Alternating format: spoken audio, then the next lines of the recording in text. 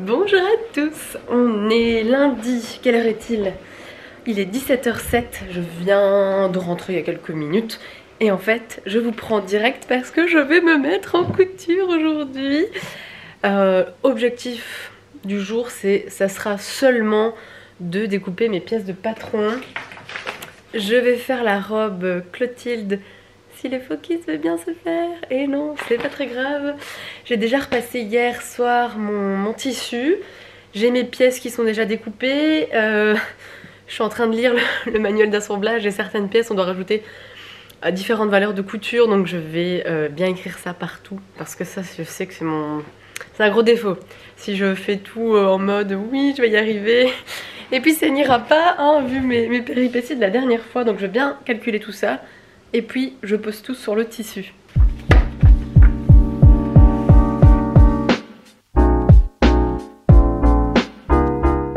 Comme d'habitude, on se retrouve toujours par terre pour faire ça. Le patron est fait pour faire une doublure à la robe et en fait j'hésite à la faire. De toute façon j'ai l'habitude de porter des couches en dessous de mes robes. Enfin je verrai bien en fait. Au pire j'irais peut-être acheter de la doublure noire pour mettre en dessous. Je me dis quand même ça fera plus une robe un peu plus hiver.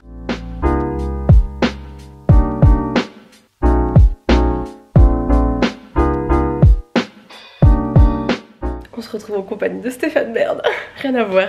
Je regarde Secret d'Histoire sur Léonard de Vinci, enfin j'écoute plus ou moins.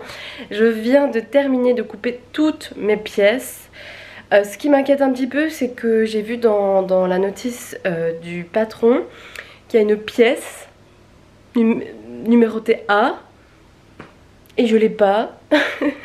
Mais bon, je me dis c'est pas très grave si je l'ai pas, je peux faire un biais, c'est vraiment pour mettre les boutons, faire un espèce de U et passer le bouton au lieu de faire une boutonnière. Je sais pas du tout comment ça s'appelle hein. Donc je me dis au pire je bidouillerai quelque chose avec un biais que je ferai moi-même. Donc là c'est cool, je vais laisser toutes mes pièces par terre. Martine ne passe pas demain donc ça va, sinon ce serait catastrophe. Et comme ça demain je pourrai surjeter toutes mes pièces.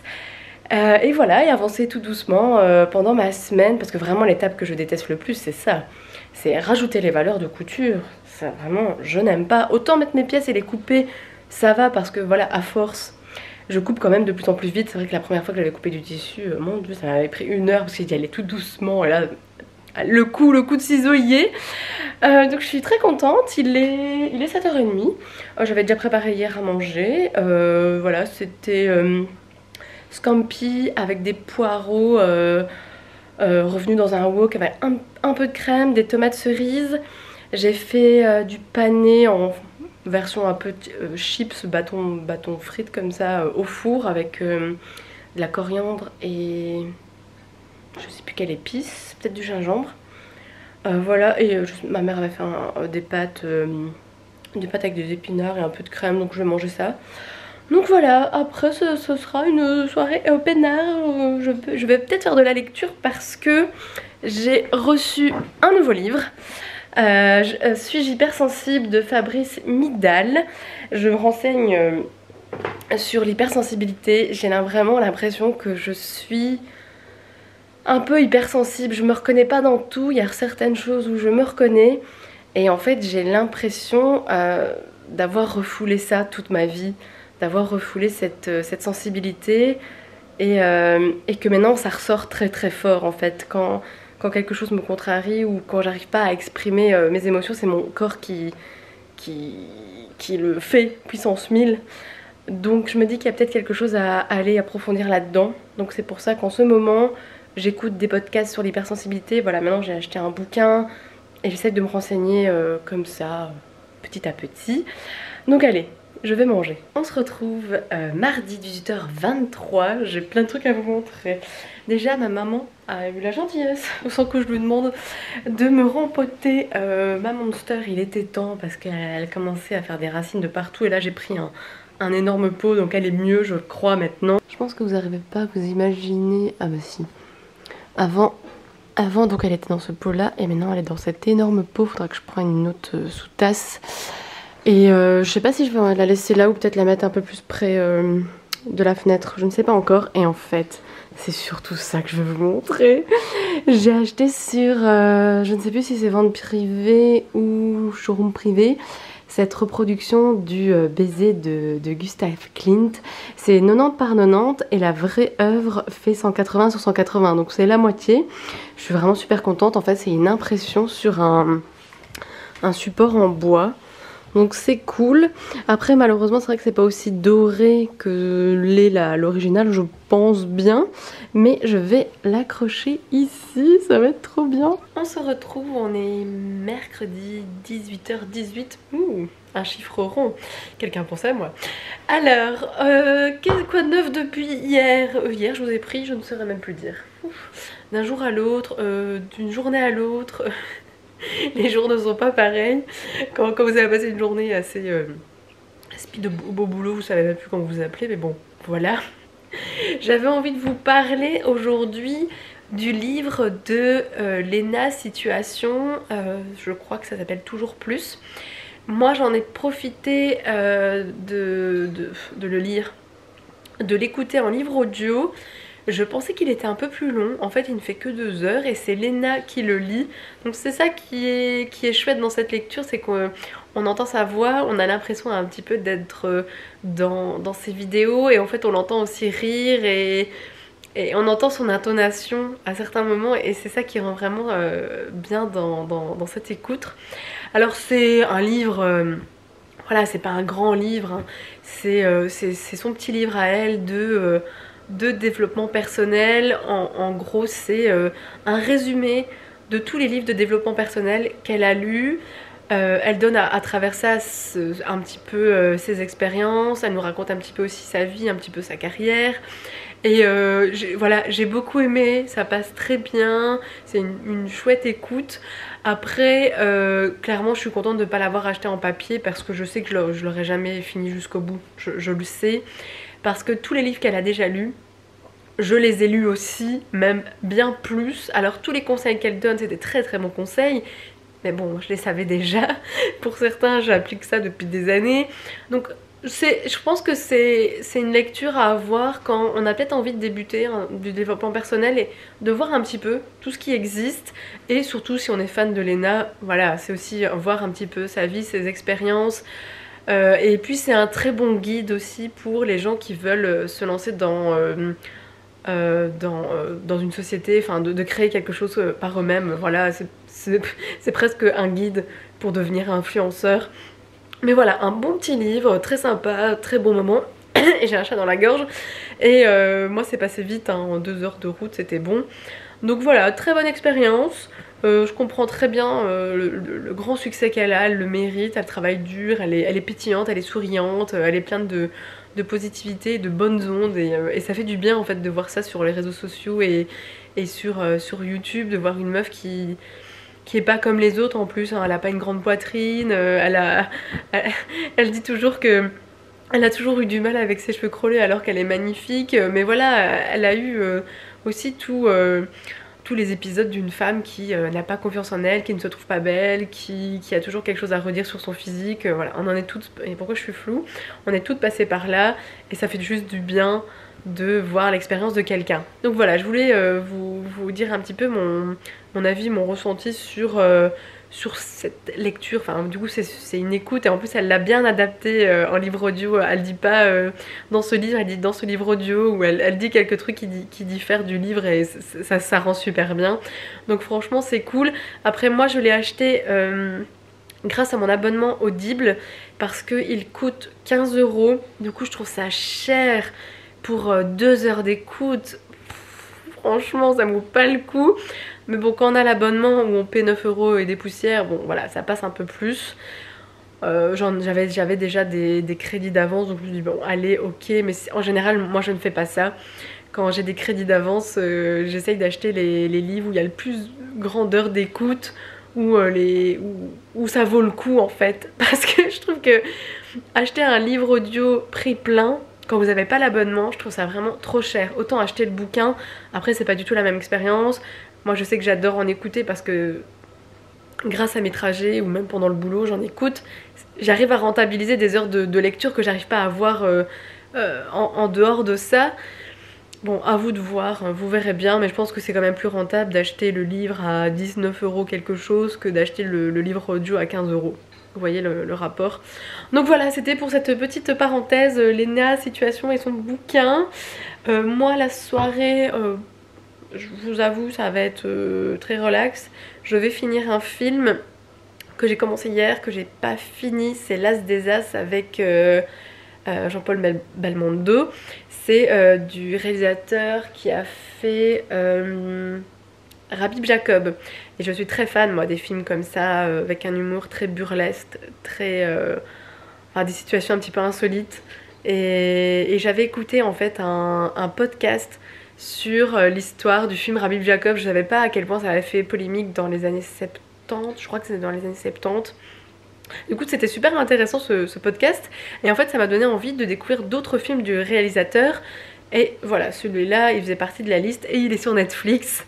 Donc voilà, ceci explique cela. Donc moi, ce soir, je termine L'As des As. Et à mon avis, on se retrouvera demain. Parce que, vous voyez, je rêve que d'une chose, c'est prendre ma douche et aller dormir.